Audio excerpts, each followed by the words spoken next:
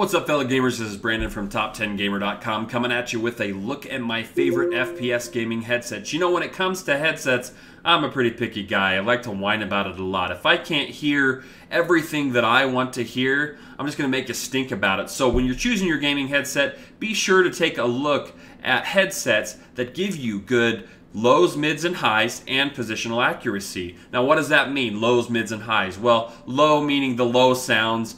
This is the most basic way I can put it. Lows meaning the low sounds like your earthquakes or tanks. The mids being like talking, and the highs like shattered glass. Now, there's a lot of people that differ in opinions about exactly what these sounds are, so I'm not going to go into too much detail, but you just want a headset that can handle a wide array of sounds and pitches. In addition, you want something with positional accuracy. How are you going to do that? Well, there's one of two ways that you can obtain positional accuracy. You can get a headset with just two main channels, like a good stereo, good hi-fi quality headset, or you can get a surround sound headset. Now, if you get a surround sound headset, keep in mind that it's just virtual surround sound, and that if you get a low quality surround sound headset, it might not do that good of a job of telling you locationally, positionally where everybody is located, is what I'm trying to say. So keep in mind that if you're going to go for surround sound, that you want to buy something that's a little higher end. I would say at least in the $100 range. So that begs the question then, is stereo sound actually better than surround sound? Well, that really depends on your own personal preference. There's a lot of people that actually would prefer that stereo sound. Just focus on two really good channels, have a headset that has two good channels. And that type of headset, when plugged into your computer sound card or a mix amp, it can actually generate virtual surround sound as well, and you can really play with a lot of the noises that are coming through that way. So don't count a headset out just because it didn't come with surround sound. On the other hand, you can get a pretty inexpensive headset. I've got the Logitech G930s, for example, that are a USB headset. Now, the thing about USB headsets is they're going to bypass your motherboard sound card, and so they really have their own virtual surround built in so that they can function properly. And I think that the Logitech G930s do a pretty good job about it. But here's a few more headsets in different categories that I really like. In the under $300 category, it's a highly contested battle between a few different headsets. The best stereo one probably being the Beyerdynamic MMX 300, but if you get a headset like that, then it doesn't come with a mix amp. Two good mix amp options are the Astro A40s, which were the MLG headset for like ever until the beginning of this year when they were dropped by MLG, and MLG picked up the Earforce XP7s, which is really a pretty good headset. You know, when people think of Earforce, there's a lot of people that complain that they break all the time. These same people are tossing them off their heads and getting angry and throwing them at their computer screen. Then you're breaking two things, right?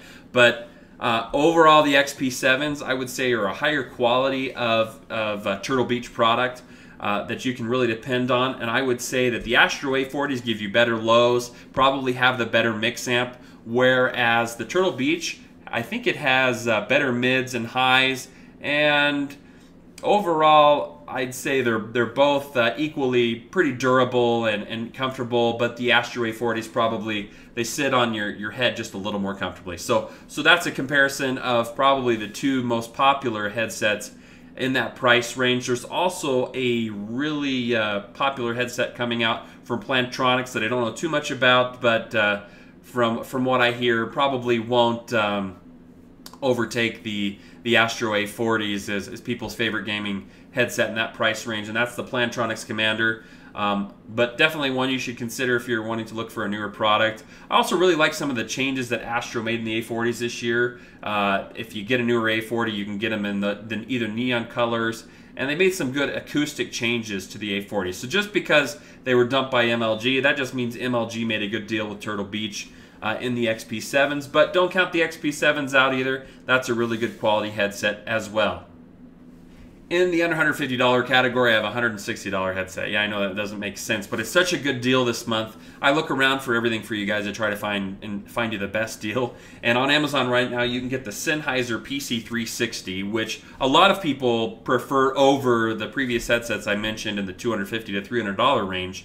You can get the PC 360 right now for $160. So I had to put that as my number one in the $150 category, especially if you're a PC gamer. Now, if you're a console gamer, you're going to need to use a mix amp with it because for some reason the 3.5 millimeter to 2.5 millimeter conversion doesn't really work. I don't understand exactly why that is. I just know it doesn't work properly. So you're going to need to get a mix amp for that if you want to use that. But also, if you're a console gamer, you might want to wait for the Air Force X07 gaming headset, which is just coming out in about, I think it's coming out in November. So that looks to be another really good solid gaming choice. Air Force does a really good job. Turtle Beach does a really good job with their Air Force series and console gaming and putting together an all-in-one solution. So definitely one you should take into consideration in the $150 price point.